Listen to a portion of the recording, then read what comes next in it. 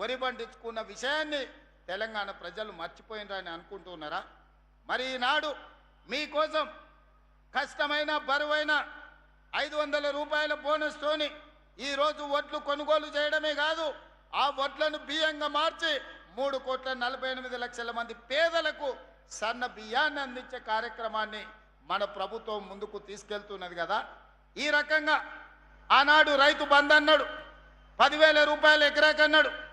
నేను రైతు బంధు చేయలేదు, రైతు భరోసా మీద ఇంకా 2,000 పెంచి 12,000 రూపాయలు ఎకరాకి ప్రతి సంవత్సరం 32 నెలల్లో 36,000 కోట్ల రూపాయలు రైతు భరోసా పథకం కింద 70 లక్షల రైతుల ఖాతాలలో మా ప్రభుత్వం ఇందిరమ్మ రాజ్యంలో ఈరోజు రైతుల ఖాతాలో నగదు బదిలీ చేసినాం.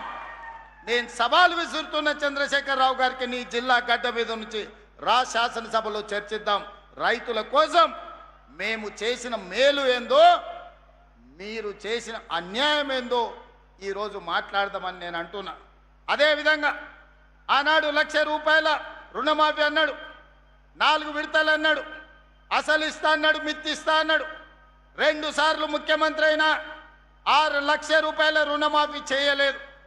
ఆయన ఇచ్చిందంతా మిత్తికే సరిపోయింది. కానీ మన ప్రభుత్వం అధికారంలోకి వచ్చిన వెంబడే సంవత్సరం తిరిగే లోపల 21,000 కోట్ల రూపాయలు 25 లక్షల మంది రైతుల ఖాతాలలో 2 లక్షల రూపాయల రైతు రుణమాఫీ నగదు బదిలీ చేసి భారతదేశం మొత్తం మీద అప్పులు లేని రైతుని తెలంగాణ రాష్ట్రానికి అందించిందన్న విషయం నేను ఈ సందర్భంగా చెప్పదలుచుకున్నా. కేంద్ర ప్రభుత్వం ఇచ్చిన నివేదికల్లో అతి తక్కువ అప్పుల్లో ఉన్నది తెలంగాణ రాష్ట్ర రైతాంగం అని నివేదిక ఇచ్చిన మాట వాస్తవం కాదా? బీజేపీ నాయకులకు కనిపిస్తలేదా అని నేను అడుగుతున్నా. మీ ప్రభుత్వమే కదా రుణం లేని రైతులు ఉన్నది తెలంగాణ రాష్ట్రంలో అని కేంద్ర ప్రభుత్వం నివేదికలు ఇచ్చింది కదా.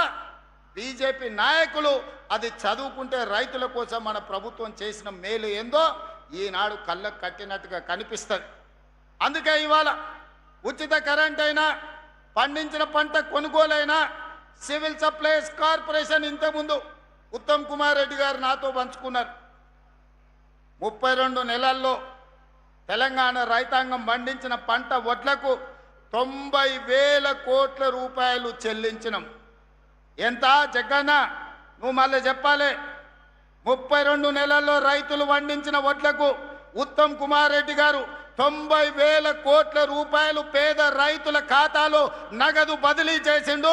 ఇవాళ 90,000 కోట్ల రూపాయలే గ్రామీణ ఆర్థిక వ్యవస్థను బలోపేతం చేసి ఈరోజు రైతుల చేతుల్లో నగదు కలకలలాడుతుందంటే ఈరోజు రైతుల ఖాతాలో 90,000 కోట్ల రూపాయలు ఈ ప్రభుత్వం బదిలీ చేసింది. ఇది మా ప్రభుత్వం అమలు చేసిన సంక్షేమ పథకం కాదా? 21,000 కోట్ల రూపాయలు రైతు రుణమాఫీ చేసింది మేం కాదా? 36,000 కోట్ల రూపాయలు ఈరోజు మీ ఖాతాలలో రైతు భరోసాలో వేసింది మేము కాదా? సంవత్సరానికి 15,000 కోట్ల రూపాయల చొప్పున దాదాపుగా 2.5 సంవత్సరాలకు 35,000 కోట్ల రూపాయలు ఉచిత కరెంటు కోసం రైతుల తరఫున విద్యుత్ శాఖకు మన ప్రభుత్వం చెల్లించిన మాట వాస్తవం కాదా? ఇవాళ అందుకే ఆనాడు వ్యవసాయం దండిగా అన్నారు, ఈరోజు వ్యవసాయాన్ని పండుగ చేసినాం. రైతు రాజ్యం తెస్తామని చూపించినాం. ఈరోజు ఇందిరమ్మ రాజ్యంలో రైతులను రాజులలాగా గౌరవించే సంస్కృతి ఈరోజు మా ప్రభుత్వంలో ఉన్నది. అందుకే ఈనాడు 32 నెలల్లో 1,70,000 కోట్ల రూపాయలు రైతుల కోసం, రైతుల సంక్షేమం కోసం, రైతుల అభివృద్ధి కోసం రాష్ట్ర ప్రభుత్వం ఖర్చు పెట్టిందని నేను గర్వంగా చెప్పదలుచుకున్నా. రెండవ భాగం, మొదటి విడత రైతులు, రెండవ విడతలు మా ఆడబిడ్డలు, మహిళల కోసం. మా అక్కలందరికీ తెలుసు, నేను వస్తుంటే చూసిన ఆ వైపు కానీ ఈ వైపున కానీ ఈడ మా అక్కలు ఉన్నారు.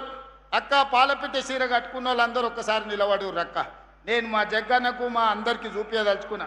ఆ పక్కన అక్క ఈడ ఉంది కదా పాలపిట్ట చీర కట్టుకున్న వాళ్ళు, మా అక్కలు నిలబడమని అడుగుతున్నా నేను. ఒక్కసారి కెమెరాలు అక్కడ తిప్పండి, ఈ పక్క ఆ పక్క కెమెరాలు తిప్పండి. మా అక్కలు ఎంతమంది పాలపిట్టల లెక్క ఈ చీరలు కట్టుకొని వచ్చిండ్రు. ఈ చీరలు ఎవరు పెట్టిండ్రు? వాళ్ళ తమ్ముడు రేవంత్ రెడ్డి పండుగకు సారే అని పాలపిట్ట చీర పెడితే ఈ తమ్ముడిని ఆశీర్వదించడానికి వేలాది మంది పాలపిట్టలాగా ఈ చీర కట్టుకొని వచ్చారు. నేను అడుగుతున్న బీఆర్ఎస్ వాళ్ళను, ఆనాడు మీరు బతుకమ్మ చీరలను ఇచ్చిండ్రు, ఏ ఆడబిడ్డన మీరు ఇచ్చిన చీర కట్టుకున్నదా, లేకపోతే ఆ చీరలు తీసుకెళ్లి పొలాల కాడ అడవి పందులను బెదిరించడానికో లేక పంట తింటున్న పిట్టలను బెదిరించడానికో కట్టిండ్రు తప్ప ఎన్నడన్నా ఆడబిడ్డలు మీరు ఇచ్చిన బతుకమ్మ చీర కట్టుకున్నారా? మీ బతుకు జడ బతుకమ్మ చీరల్లో కూడా కమిషన్ కొట్టి ఆ పాపానికి కొట్టుకుపోయి ఫామ్ హౌస్లో బందీ అయి బతుకుతున్నారు. మీరు కూడా మమ్మల్ని విమర్శిస్తారా? ఇవాళ 1 కోటి మంది ఆడబిడ్డలకు పాలపిట్ట చీరలు పోయిన సంవత్సరం